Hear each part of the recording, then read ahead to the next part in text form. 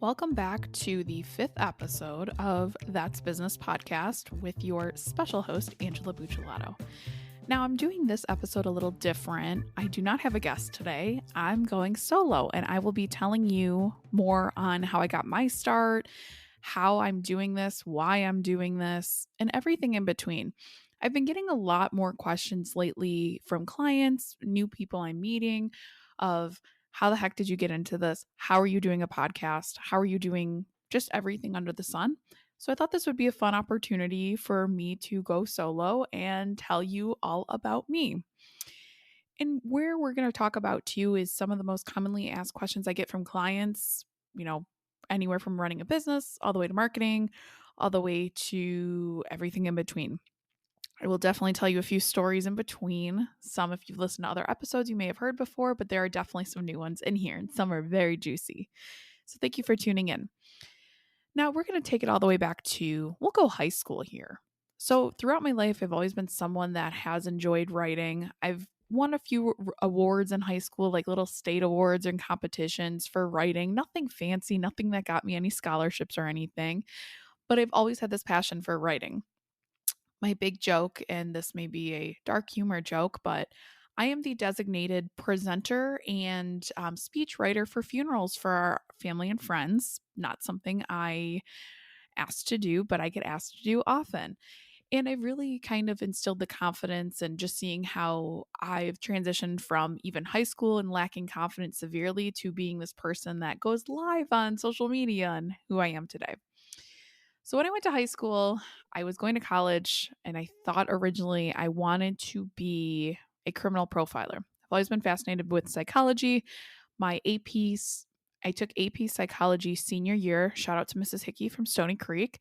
And I loved the class. Absolutely loved it. Had a great time and realized I wanted to do something psychology related. So I went to college, I went to Penn State, and thought I wanted to be a criminal profiler. Super observant, always had a fascination with criminal justice and everything in between. That changed sophomore year when I had a little bit of a mental breakdown and I said I couldn't do this anymore. I don't think this is the career path I want to have. So, shout out to my mom, who actually found industrial organizational psychology as a backup. So I still could have graduated a little early. It didn't take me off track or anything by switching to a more specialized psychology major. And that's what helped me out. So after sophomore year and come junior year, when you're supposed to get your internships and do all of that, I needed a cover letter. I was like, I don't know what I'm doing. Like, what? How do I write a cover letter? So I actually, full circle now, and I told this on a previous podcast, I reached out to one of my teachers to help me write a cover letter, went to her office hours. We knocked out a cover letter. I then went on to obtain an internship. Now, my internship, I worked for a B2B sales company where I specialize in sales and recruiting. Now, it was a very metrics driven role. It was make upwards, I think it was of 180 to 100 phone calls a day to recruit people for this job. I got told to F off daily. I would often sit in my car and cry because I hated doing it. I worked with the best people in the world, some of which are still some of my near and dear friends, but it was very tough. But on the positive end, I did take that internship and I ended up using and gaining a lot of skills that I still use today when I'm selling people. So it still was a win. I was making $10 an hour. I would drive a half hour, 45 minutes for this internship. And I did it all summer long. Now, what happened in that one too was I had this awesome boss. Sam Stryker was the absolute best.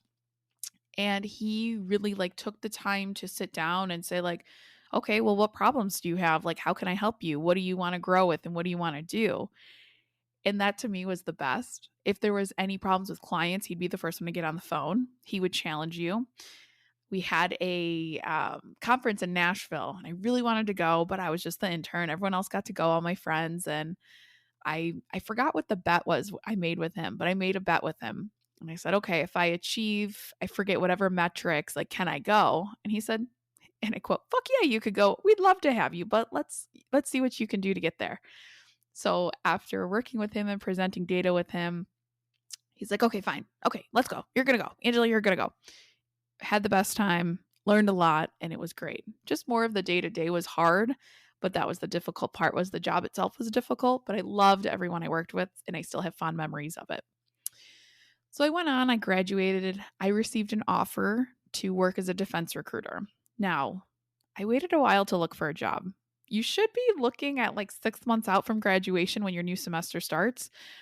But I waited, I think, 2 months to a month, and I was scrambling to find a job. Didn't want to move back home without a job. So I found one. I ended up using a connection I had.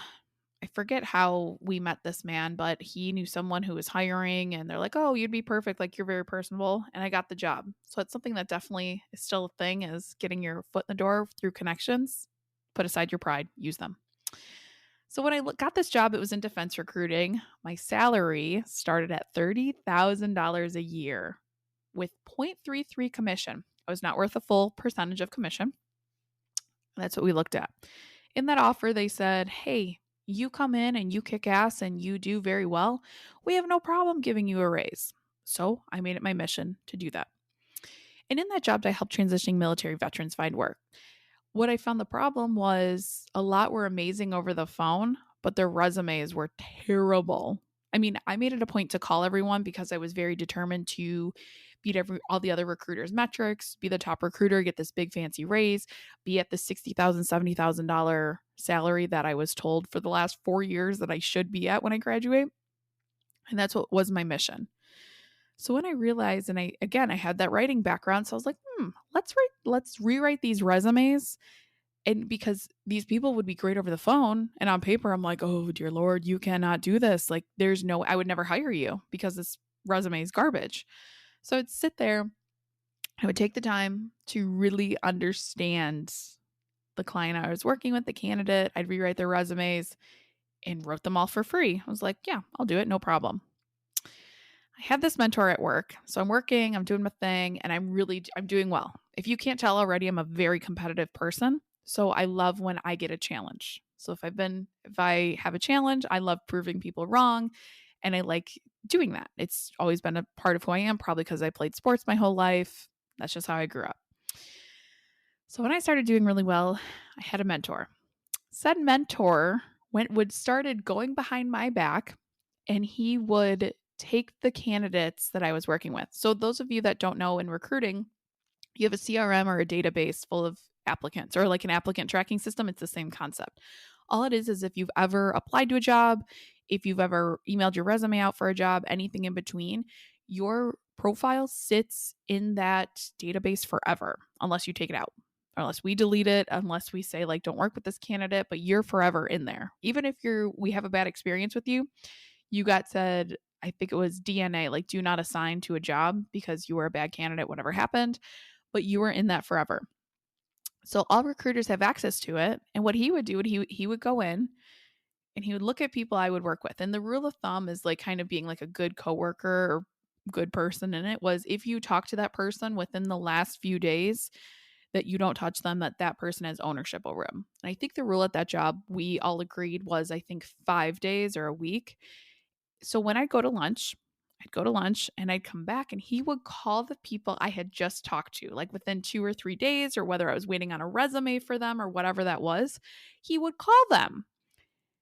And then he started going behind my back and doing sketchy things like, "Oh, well, I took your candidate so because he called in or she called in and you weren't here." So he would get my commission, my already 0.33 garbage commission that I was making no money, and steal it from me.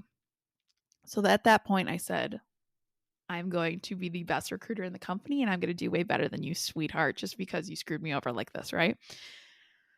So I go on. I made the company $500,000 in profit. I was the top recruiter in the company. We did the year ends. I was top recruiter. I made them the most money. I had the most hires. I did very well. It's like, "Oh, there's no problem. I should be able to get a raise," right? Everyone in management had all luxury vehicles they got after Christmas. So I know the company is doing well. It's a small staffing firm. Of course they're doing well. And of course I'm going to get a raise based on everything that I've showcased for myself. And I've proven myself over and over, right?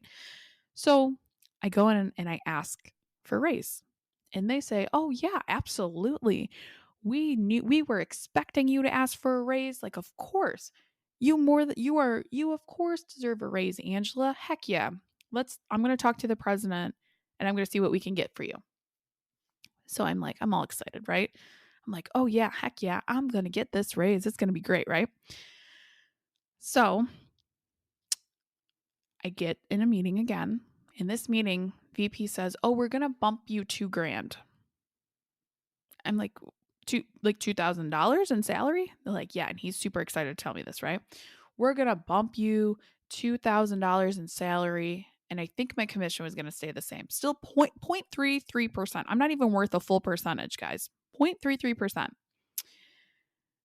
And I was just like, what?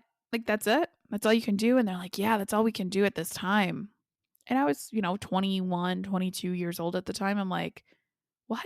Okay. Like, why can you not? I had no negotiating skills either.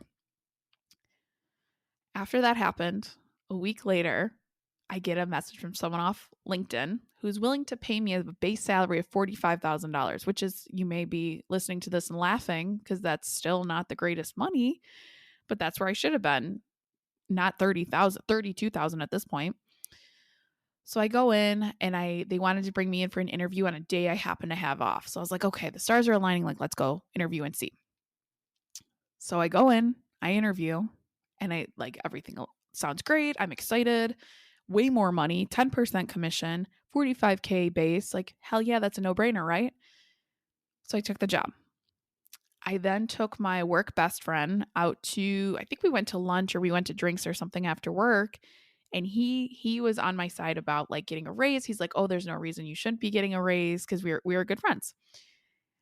So I tell him and he's like, oh my God, I literally thought you were taking me out to just tell me about your raise. So we were going to celebrate. And I'm like, no, I'm actually quitting, but I wanted to tell you first before I told the bosses. So he asked me, he goes, well, what are they offering you? Like, what do they offer you? I have to know. So I told him and he goes, wow, don't you dare ask me what I make. Like, well, I have to know what you make. Like, you have to tell me, right? Not only did he start off at a higher salary, so he started off, I believe it was at 38,000. He said, and I quote, your numbers are way better than mine. You made them a lot more money than I did my first year. Now he was making $18,000 more than me. 18 grand, making almost double what I made. And I was shocked. I was more hurt than anything because I was the only woman in the department. And I'm like, no, like discrimination in the workplace, like we're over this, right? Like we're in the 2010s. Like this is not a thing anymore. Come on. No way. He was making $18,000 more than me. And I was just devastated. I was like, this is stupid. Like no brainer. I'm going to quit. So I go in, I got the job. I told my other friends that I worked with at the time I was quitting. And I go in to put in my notice. And it was like, I swear, like a funeral. Like everyone that knew just like looked so sad. And I'm like, oh, I feel so loved right now, right? So I go in to put in my notice. I get belittled for 2 hours. I'm going nowhere with my life. What a mistake. And I didn't have how do I say this? The self-confidence I have now. And I didn't have the screw you attitude that I sometimes have now. And I took it. I was like, just sat there, got belittled for 2 hours of how it's stupid I'm leaving. How could I leave? Like, why would I ever do that? I'm going to go nowhere with my life. Like, this is such an opportunity. I'm throwing away 2 hours of my life. I'm getting belittled. The president of the company then goes on to say, you need to decide. Like, you need to decide. And I'm not going to take you're resigning right now for an answer. You should think about it. So I'm like, whatever, I'm still resigning, but let's just let him think I'm not going to. So then I put it in writing, which you always should do, that I was quitting. Sent it out to him. And he then proceeds to send an email to the team. And I was like, there was no room for growth. There was no women at the C-suite. There were no women that ran the company. It was all old white men. Like there's no diversity here. So I was like, well, y'all are in like up there until you lack a better term, retire or die. And where am I supposed to go? Like just be a recruiter for the rest of my life? And there's nothing wrong with that, but I had aspirations to lead a department. I had aspirations to train and mentor people, and there was not that opportunity there. He sends out an email to the entire company and he says, well, team, Angela has put in her 2-week notice. She feels she has no ability to move into management. And what else did he say? No ability to move into management. Therefore, she's going on to a new opportunity. Wish her the best of luck. And I forgot what else it said, but I remember being pissed. So my managers, my coworkers, people in other offices are all emailing me and texting me. They're like, screw him. I can't believe he said that. Like, what a jackass. And it was rude. Like, every other person that put in their 2-week notice, they got just oh, wish them best of luck on their new opportunity. But me, oh no, I had to get belittled, of course. So that happened. Was devastated. And I cried. I loved that job. I thought I would stay there for my entire career. I loved my coworkers. They were all some of my best friends, some of which I still talk to too. And it was sad.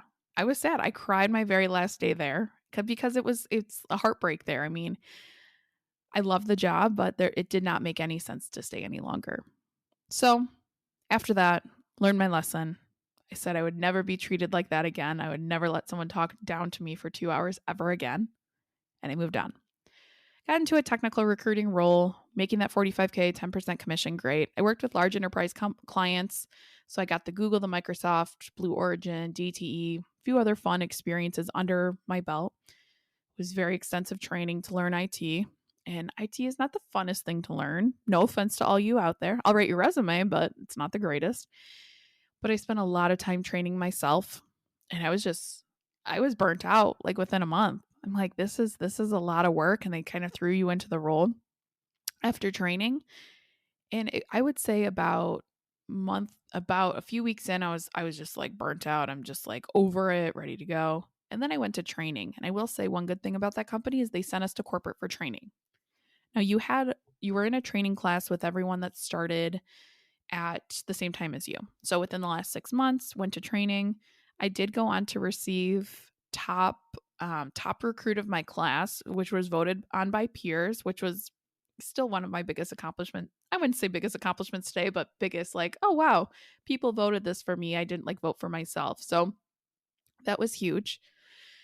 And then I went on to do this job, but I was getting a little convoluted very quickly. So a few months go by. I still think of this whole resume writing thing. Like, what can it be? I come up with the name, the Resume Rescue. I remember I was talking with my mom. I don't think I was living I wasn't living at home. We were going out to eat or something and was on a tangent of, I think this could be something. You know, I'm like rescuing people. I'm saving them. I'm like, oh, the Resume Rescue. That's the name. Got to do it. So in the meantime, I took the time to build a website, do some start some social media pages, whatever. And I'm like, I don't know, like this is just my little side project, a little hobby I'll do, right? So then my job quickly was becoming horrible. I had an account manager that, same thing like my mentor did at my last role, he would take recruits behind my back. And in staffing too, you typically work with an account manager that is the point of contact with the client. And then you as the recruiter is the one who is the point of contact for the candidate. So it's candidate to recruiter, recruiter to account manager to client. And that was how most organizations are structured. So he always worked in the office super early morning. He liked to work like 6 to 3, I think it was. So in the morning, he would take my candidates and take my commission away from me. And we had metrics. I mean, it was a very metric driven company where you had to make a certain number of phone calls. You had to have a certain number of profit you made the company, like everything. So now he's taking money out of my pocket. I'm getting pissed. So I go to my boss. I'm like, I'm not working with him anymore. I'm not doing it. You need to put me on another account because this is what's happening. And he's like, oh yeah, sure. No problem. Right. So then I became the guinea pig for new accounts. And the problem with that was I was not hitting the metrics they wanted me to hit because it was trial and error. Like I was the trial and error person for them. And that's where it got really difficult. I got contacted by corporate and they're like, well, we need to do another training. Like you're not hitting your metrics.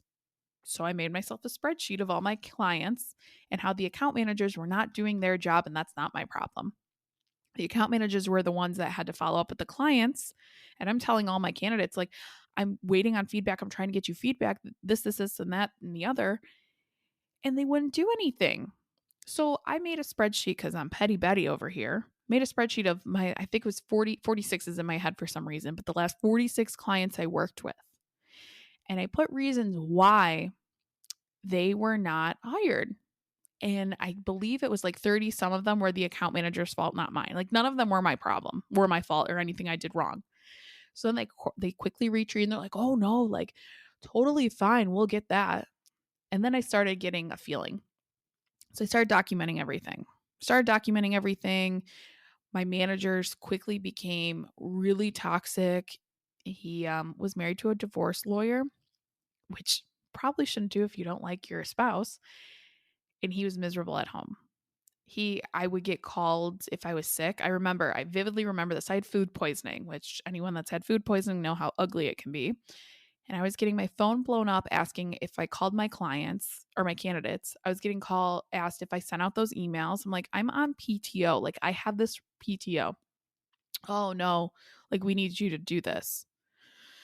I was like, okay. And I would do it, laptop in the bathroom and all. But I made it happen. And then it was just like horrible. It was horrible inside and out. People were quitting left and right. We had such high turnover, and all of us were miserable, absolutely miserable. And one by one, everyone was leaving. So in September of 2019, I had a trip planned to Italy. So I went with some family, some friends, had a great old time, right? Did my whole eat, pray, love trip. Had used my 2 weeks of vacation. I had this propped, like I put everything in a spreadsheet for people to take over my accounts and my candidates, and I went on this trip.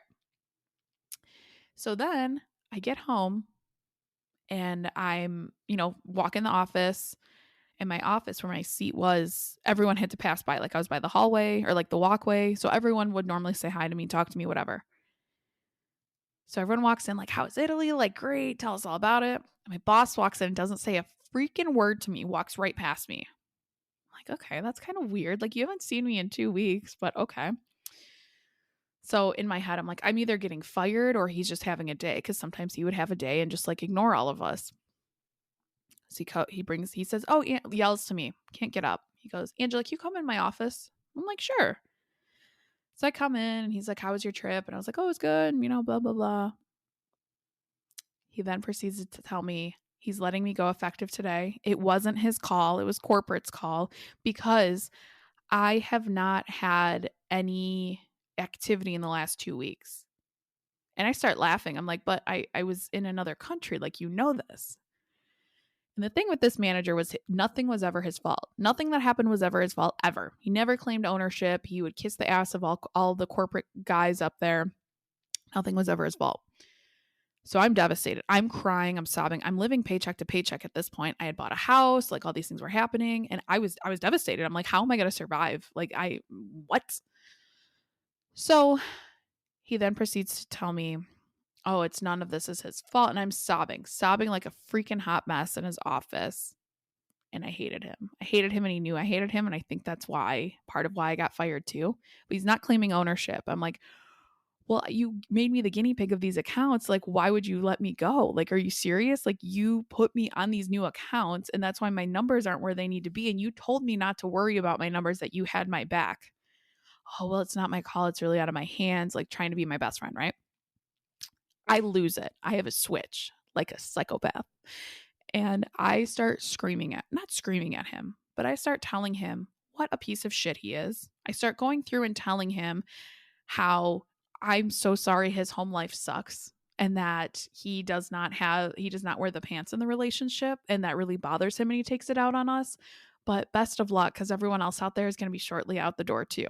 And he kept trying to like chirp in my ear and yell at me, and I said, "For once in your life, stop fucking talking. Shut the fuck up and listen to me for once, because you haven't in the 2 years I've worked here at all. You've never listened to me."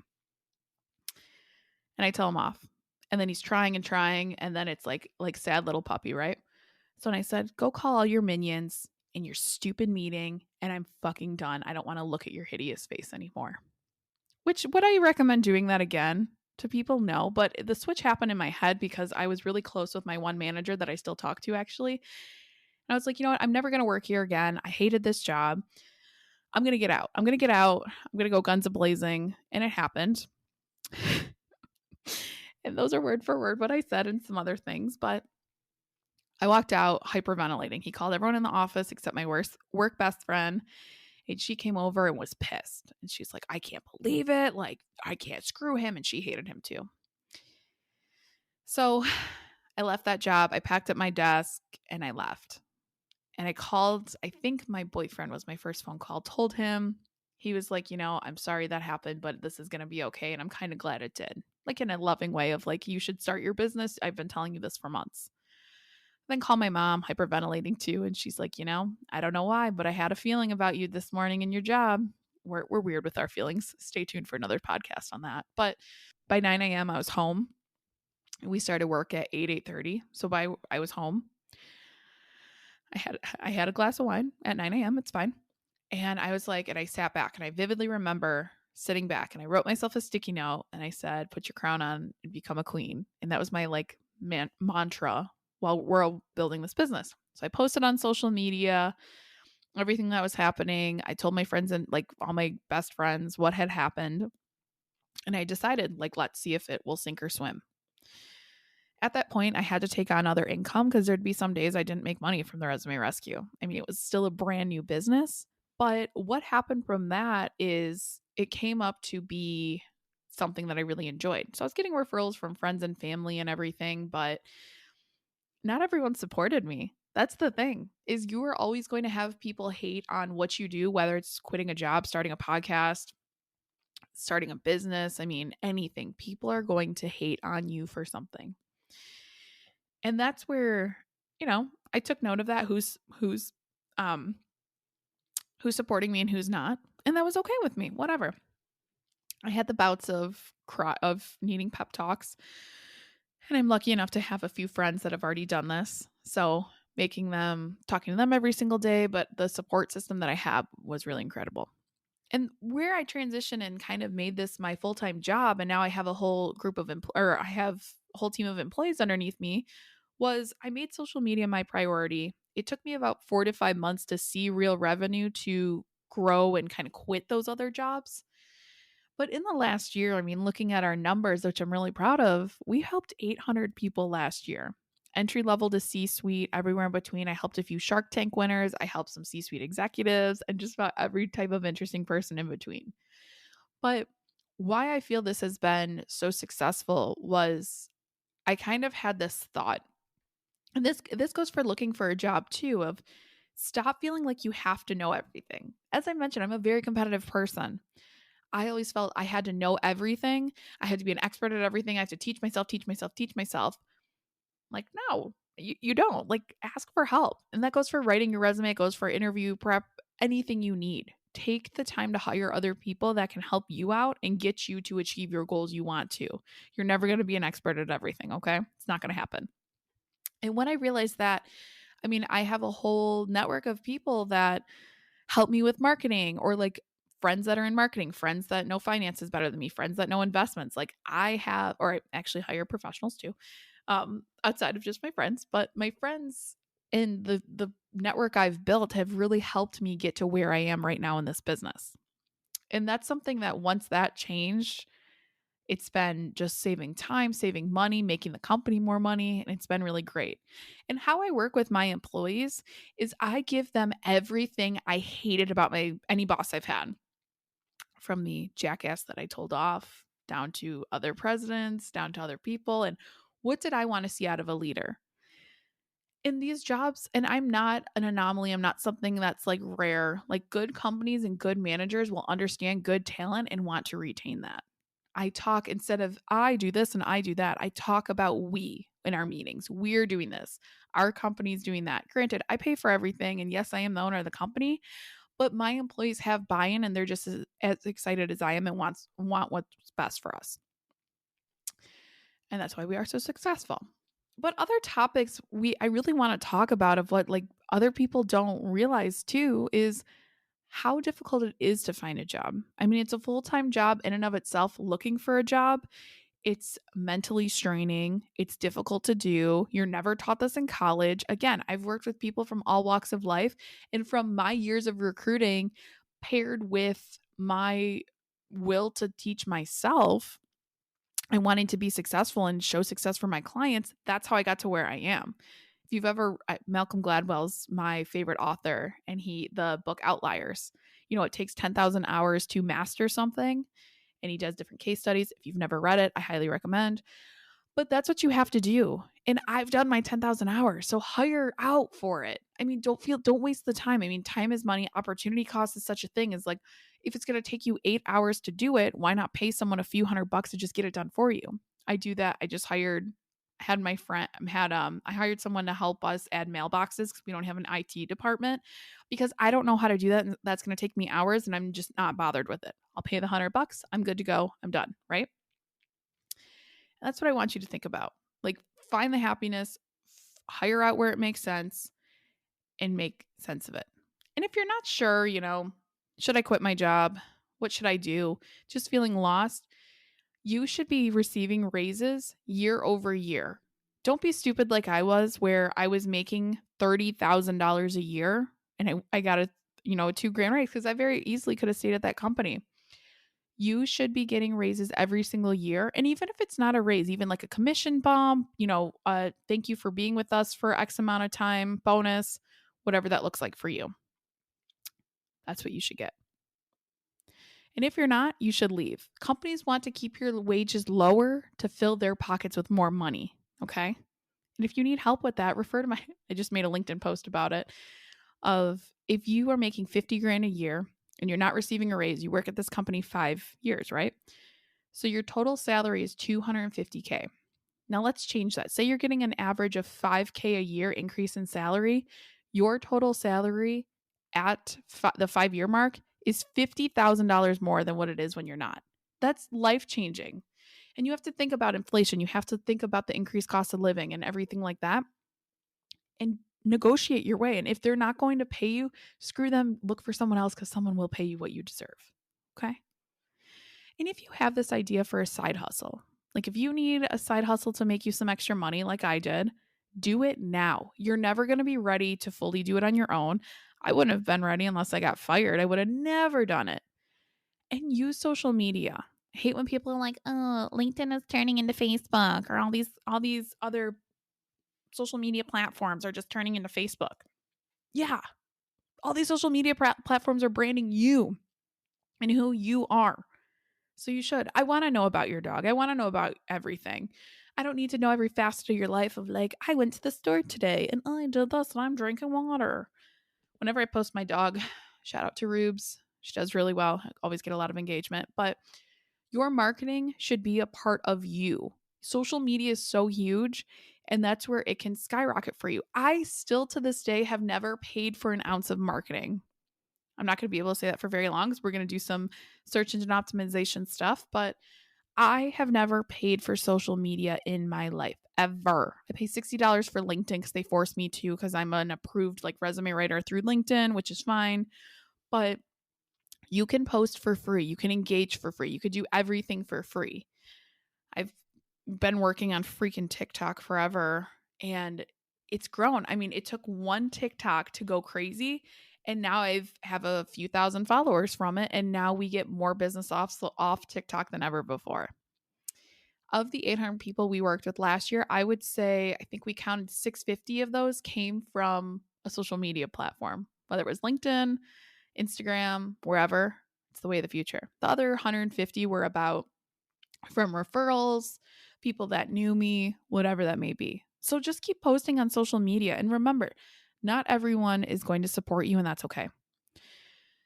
When it comes to not supporting you and not feeling good enough, imposter syndrome is very much real. That's never going to go away. I've had days of that. I've had a rough week this week, and I'm had a little pity party for myself of this is hard. Life is hard. I've had multiple friends with traumatic things happen to them. I've been a few, dealing with my own stuff personally, professionally. We're growing. It's exciting and it's a lot. But imposter syndrome never goes away. It's just a way you combat it. So if you have a group of friends, or you have friends, I have professional friends, I have high school friends, I have college friends, but my professional friends are the ones that always have my back, and they always are the ones that just understand how I feel. Not to say my other friends don't, but they don't know how I feel running a business and how much stress is on you. So find those friends, whether it's in your same industry, outside of it, professionally, find a mentor, find someone that you can say, hey, I'm having a rough day. I need a pep talk. And they can pick up the phone and call you and remind you of what the bad bitch you are. That's right. Now, it's, I still want to just keep asking questions, keep being inquisitive. Like, don't ever feel like you're the one that knows better than everyone else. If you're the smartest person in the room, you need a bigger room, I think is what the quote is. But I've joined actually a few networking groups that really helped me out. And I joined them before I even started my company. It was like very early stages where I was still working in recruiting, and I had joined networking groups. And I always thought like, oh, well, I have to be a business owner to join a networking group. I have to be this person. I have to be very successful to join one. And that's not the case at all. Nope. And I'm so lucky that I'd made that decision to do that, because once I was ready to launch, like, I received a lot of business from them. I still receive a lot of business, and this is where I want to grow. So just remember that. And off of social media too, I mean, people don't ever talk about the real stuff of like struggling with mental health or just having a shit day or shit week. But I think where I get, not I think I know, why I get a lot of business from these people is because I'm real. I talk about going to a therapist. I talk about, struggles I have. I talk about having a rough week, and people see through that and they're like, wow, you are like a real person. Nobody is like you on here. And it's true. And that's why I get the clients and I attract the people I want. Again, you're never going to be for everyone. I don't ever want you to, you know, I don't agree with the customer is always right. And I love that I can say no to people now being a business owner. Because in some of my recruiting jobs, it was always like, do what they want. And I don't care what you want to do. It's what they want. And that was heartbreaking because you would get belittled. And it, if you know, you know, let's just say that.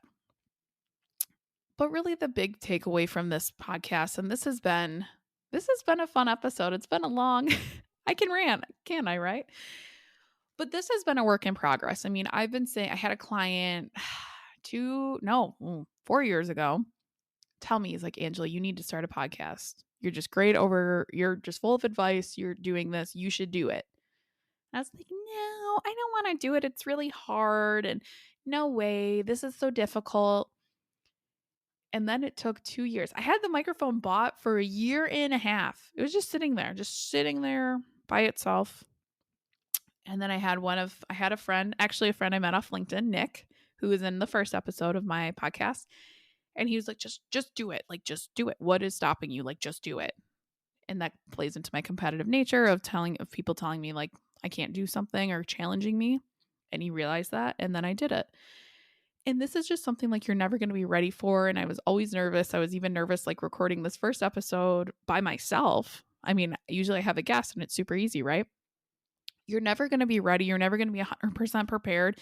And that's okay. Keep putting yourself out there. Keep being you. And don't ever try to be someone you're not, whether it's in an interview, whether it's promoting your business. People want to work with you because there's no one else like you. Don't you ever forget that. One of my best posts I did was, I have tattoos. Sometimes I have blue or purple hair. Like, I love it. I'm my own owner, I'm my own boss, and I wanted to do it, right? And it was one of the most engaged with posts. And hiring managers are becoming more progressive. And if they're not, and that bothers you, like, they're probably not going to be a good fit for you anyways, right? Just be yourself in everything that you do. When you need assistance, you need help, like, reach out. And as always, I'm here to support you in any way I can. You can follow my craziness on Instagram, on TikTok, on LinkedIn, Facebook, Twitter, and just reach out to me. And just remember, guys, you need to spice up your life. If you don't get that reference, you're probably too young, and I'm old now, so I get it. But thank you again for listening. Tune into our next episode on next Monday, and have a great rest of your week, guys.